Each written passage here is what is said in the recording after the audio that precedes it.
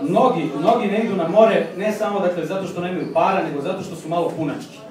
Zato što su debeljuškasti, ja nemam pojma kako je to stvarno. A šta je sa smeštom? Ti to puši cigaru u zatvorenom javnom objektu. Znaš kad si debel? Debel si onda kad kupuješ šal na meru. Kad ti je šal mali. Debel si onda kad moraš da piškiš pomoću periskopa. Debel si onda kad imaš oralni seks godinama, to nikad nisi video. Sve ugledalo po podu, na strani. Debel si onda ni kad ti žena ni posle 20 prevere neće reći da si lak muškarac. Debel si kad odvedeš ženu na porađenje, a babica umjesto nje tebe uzmu pa ti raščere noge. Idemo dalje, možda. I definitivno debel si onda kad baba više neće da ti nudi krofnove.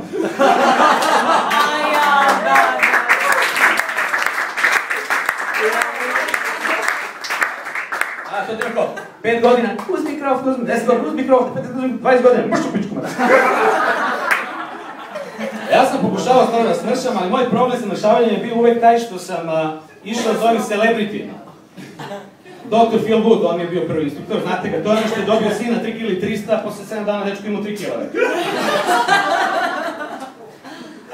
Nakon toga Sanja Mitrović, kako se već zove, Sanja Marinković koja vodi emisiju na Pinku, magazin In, Out, ona je uradila CD, DVD sa vežbama za mršavljenje. Ja to nisam teo da koristim iz principa, moj prijatelj Zoran je to uzeo i čovek posle mesec dana, ja ga zovem, misli nešto kao uradio s tim, kaže, nisam, čekaj si smršao, nisam, pa ima neki posledica, da, ko je, brzo pričam.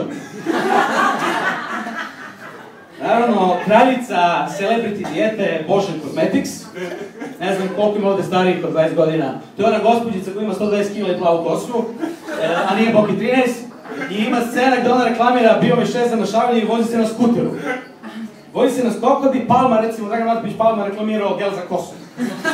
I sad, šta sam se ja čudio dok nisam malo ušao u televiziju, tajne montaže, zašto njen spot gde ona vozi skuter na reci traje samo 8 sekundi? Zašto posle 8 tone ovako, i nema je više. Probao sam da koristim Herbalife preparat i nije delovao. E sad ja ne znam da li je problem u tome u samom prahu ili u pivu sa kojim sam ga mešao. Zove svog trenera i on kaže, šta je, gladan sam. Uzmi nešto što izaziva osjećaj sitosti. Ja uzimam i on kaže kad mi vidi veći, pa šta si uzao? Hranu, rekao. To mi izaziva osjećaj sitosti najviše.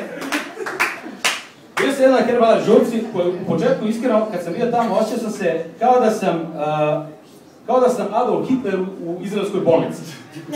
Međutim, nije bilo tako, sve je bilo super, žurka, sve je okej, normalno kao sad večeras, još bolje, muzika, trešti, živa, sve.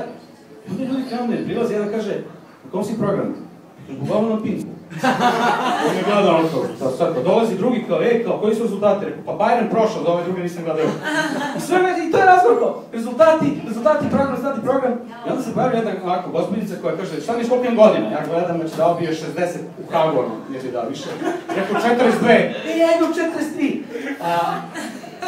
Ja kažem, izvinite, ja stvarno imam strašno veliki problem sa izgledom. Kaže, recite, ja sam tu da pričam o tome. Ne, rekao, stvarno, meni je strašno teško da pričam o tome, to je veliki problem. Ne, kaži, molim te. Ja kažem, dobro. Moj problem sa fizičkim izgledom je u tome što koliko god da se ugojem izgledam dobro. Kaže, molim? A ja rekao, nevjerovatno, ljudi se malo ugoje odmah kao medvedi. Ja čoveč, ono kao 70 kila super, 90 odlično, 100 genijalno. I on mi gleda i kaže, a pazi, ne znam da je dovoljno da svere. Kaže, da li zdravlje je najbitnije? Što je stvarno super argument, da u desnoj ruci nije malo pivo, ovo je već cigaru.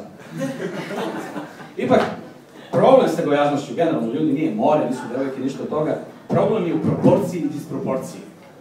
Jedini problem sa kilažom je u tome što kad se gojiš, ne rastu svi delovi tela istovremeno. I proporcionalno. Neki rastu, a neki ostaju isti. I zbog toga deluju još manje. Što se najviše može vidjeti na jednoj manifestaciji koja je nažalost izumrla, koja se zove regrutacija za vojsku. Kad ideš na regrutaciju za vojsku, upadaš u grupi. Što ne bi bilo tako loše da su oni nas sortirali po tim grupama. Po dužini. A ovi koji imaju 6 cm u jednu grupu, ovi koji imaju 10, niko imaju 20 u treću grupu. Da se niko tu ne blamira. Ovako uđeš čovječe, skineš se ono samo gaće, dođeš, ja ide tamo neka čuvarka plaže. Ne, tu je uvijek neka čuvarka Dachaua i Auschwitza. Ono koju bi Hitler izbacio iz logora. Ti dođeš, ona sedi, tu uvijek neka ovako gospođe u svojim ranim 50-im. Ima onu puđu na vrh, nejednako ofarbane kose i 4 onih igala za pletanje gore. Brkovi, naravno, okej, brkovi su joj razdvojeni, obrove spojene, sad zavisi na koju najđete. Jednom rukom jede smoki i reša ukrštene reči, drugo menja stanice na nekom žutom tranzistoru koji je zalepljen hanzapastom, koji je skinulo sa svog žulje kad je pokušala da razgazi Japanke. I ja došao pred nje ovako, stanem i ona... Skini gaće. Moram baš sad odmah. A šta, da nećeš možda malo da pričamo? Da me pitaš koju muziku slušam? Da me vodiš u bioskop, jesi ti neki romantičan? Skini gaće. Ja spustim jedna. Au. Jer slušaš ti ove vesti? Zvezda pobedila Partizan, ostao kratak. Čekaj da uzem naočari. Ma mikroskop i treba, ali nemam ovdje. Ajde da ovaj smoki sklonim, da ne pomešam smoki. Sinko, tebi ovdje nešto ladno. Da smanjimo klimu. Jesi imao neke bolesti? Nisam. Iskoristio kondome? Jesam. Pa zašto, lebo?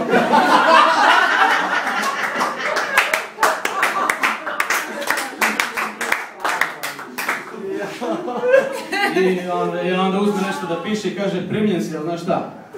Ako nas u sljedećem ratu optuže za silovanja, celokupnu teoriju odbrane ćemo bazirati na tebi.